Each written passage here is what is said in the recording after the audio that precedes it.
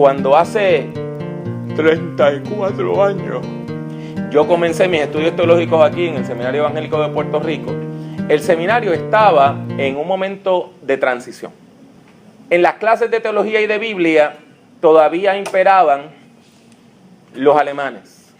En Antiguo Testamento von Rad, en Nuevo Testamento Bultmann, en teología Barth, Tillich, Bonhoeffer. Y se estaba por otro lado comenzando a considerar los escritos latinoamericanos, o sea, Gustavo Gutiérrez, John Sobrino, Juan Luis II, pero en lo que tenía que ver con teología práctica, estábamos todavía en el oscurantismo de los libros ultraconservadores, publicados por casas que rayaban en el fundamentalismo. Y así llegamos a esta dicotomía donde cuando usted estudia homilética, usted todavía está utilizando libros a veces escritos en el siglo XIX que son parte del antiguo modelo homilético racionalista que viene de Gran Bretaña. El libro de Spurgeon en español sigue en prensa. El libro de John Brodus en español sigue en prensa. Y el libro de Crane, que es básicamente un refrito del libro de Brodus con algunas muy poquitas cosas para contextualizar. Por ejemplo, él tiene unos trabalenguas en español que usted puede utilizar, ¿verdad?, para ir desarrollando su dicción. Pero fuera de eso, el mismo libro de Brodus, ese libro que fue el que yo usé de texto aquí en el Seminario Evangélico, todavía está en prensa. ¿Cuál es el problema que trae eso? Primero, la teología deductiva tradicional, de la introducción, declaración de una proposición, el cuerpo del sermón dividido en 3 puntos y una conclusión con un poema o con una anécdota, ese es un modelo desfasado. Y no solamente es desfasado, es un vestigio colonial. Nos llegó como una imposición colonial, europea y estadounidense. Es un sermón monológico, racionalista, es un sermón individualista, es un sermón autoritario que choca con todos los valores de la teología contemporánea y del espíritu posmoderno. Por lo tanto, más que una crítica formal, que yo lo he hecho en otros lugares, quiero en esta hora centrarme en una crítica ideológica a ese modelo.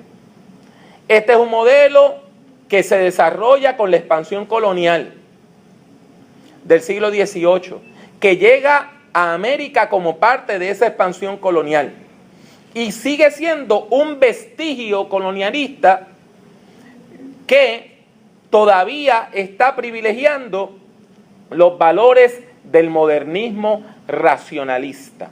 Por eso es que no se habla en esos libros de un tema o de una idea central, sino de una proposición. Usted está proponiendo una verdad basada en la autoridad que tiene la persona que predica y la educación que tiene la persona que predica, que la audiencia tiene que aceptar de manera autoritaria, acríticamente.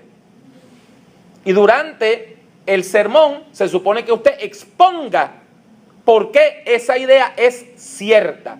Y la audiencia lo único que tiene que hacer es no evaluar, sino aplicar la verdad que se le está dando.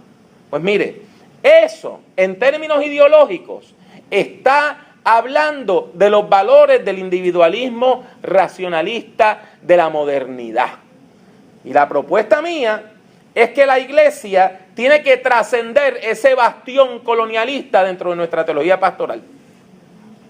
No podemos tratar de presentar una teología de avanzada utilizando un modelo anquilosado como ese, porque la forma tiene mucho que ver con el contenido. Yo no puedo dividir la forma del contenido.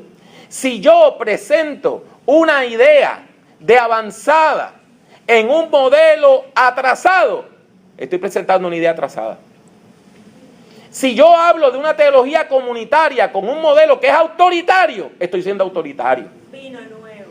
Por lo tanto, exactamente, el vino nuevo, como dijo el Señor Jesús, requiere de nuevas estructuras, de odres nuevos.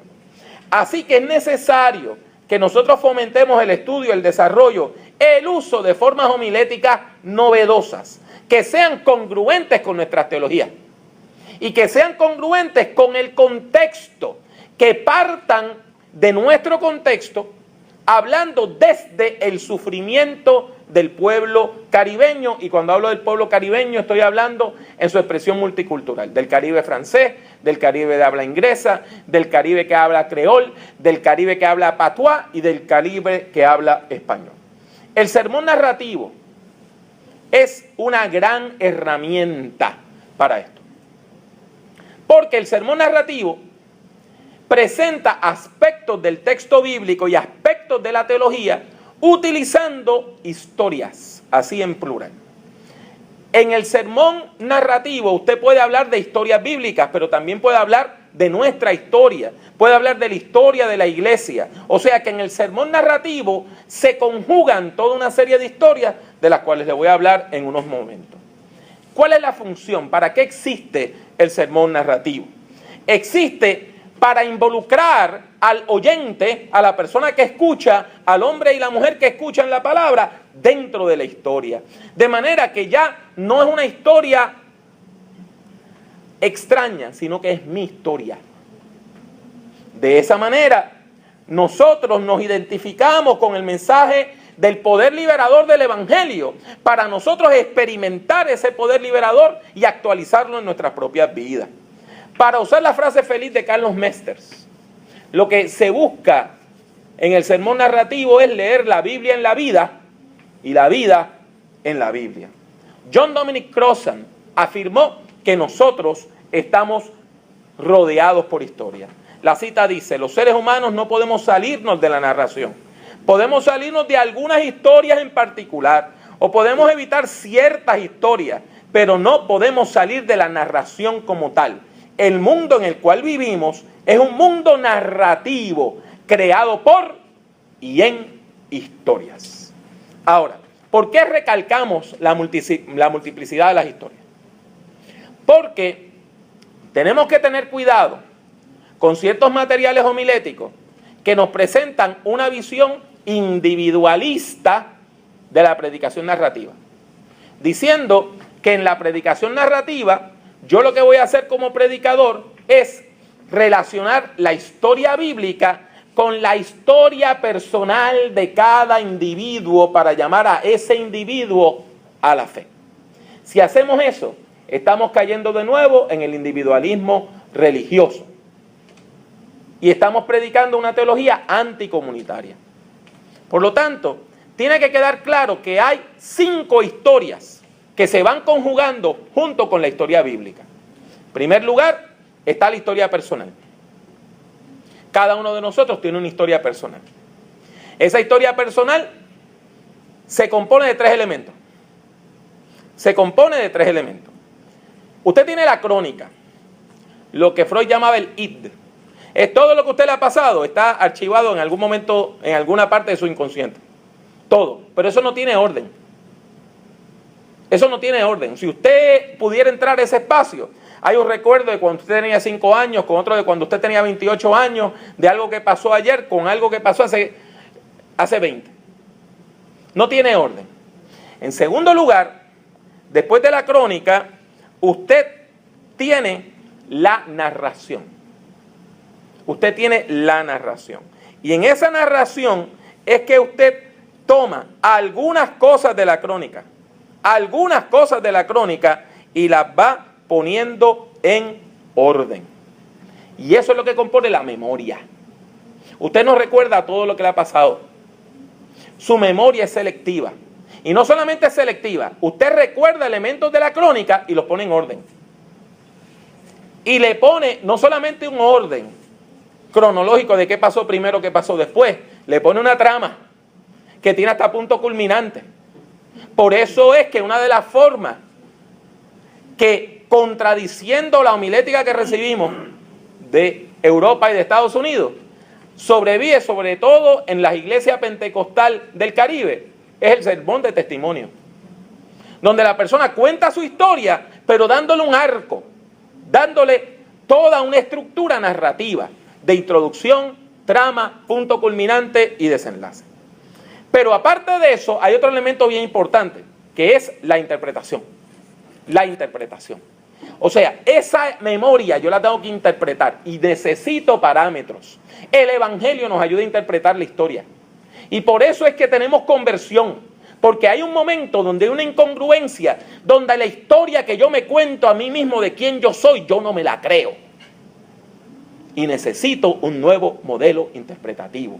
Y cuando yo cambio de modelo interpretativo, tengo una conversión. Aparte de esto, nosotros tenemos la historia maestra, que son las grandes historias de nuestra cultura, que son equivalentes a las historias, las macrohistorias o los metarrelatos. Pero también hay microrelatos, microhistorias, que son aquellas de los grupos más pequeños de la sociedad, y tenemos las historias escondidas. El problema es que nosotros proclamamos un evangelio que es parte del cristianismo, y el cristianismo tiene una metanarrativa que se llama la cristiandad, y la cristiandad fue usada para legitimar la violación de nuestras abuelas, y fue utilizada para legitimar el esclavizar a nuestros abuelos. Por lo tanto, tenemos el problema de que la cristiandad como historia maestra hace que la gente no nos crea. ¿Por qué?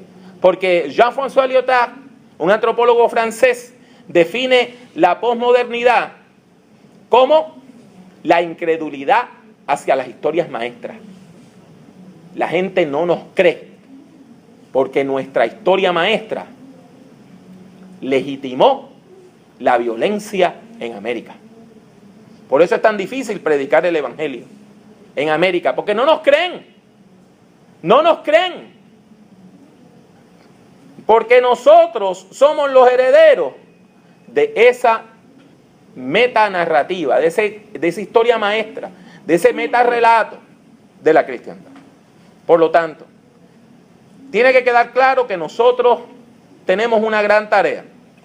Nuestra meta es desarrollar una homilética que incluya el sermón narrativo, la predicación narrativa, pero que sea una homilética liberadora, que libere al pueblo de las consecuencias psicológicas, sociológicas y económicas del colonialismo. Y eso se puede hacer. El sermón narrativo sobrevivió de manera particular en las comunidades afroamericanas en el sur de los Estados Unidos. Y mientras a ellos se les estaba enseñando que eran inferiores y que la Biblia probaba que ellos eran inferiores, las historias bíblicas te traían microhistorias e historias escondidas de liberación. Y ellos afirmaron esas microhistorias. Y ellos afirmaron esas historias escondidas. Y nosotros podemos hacer lo mismo.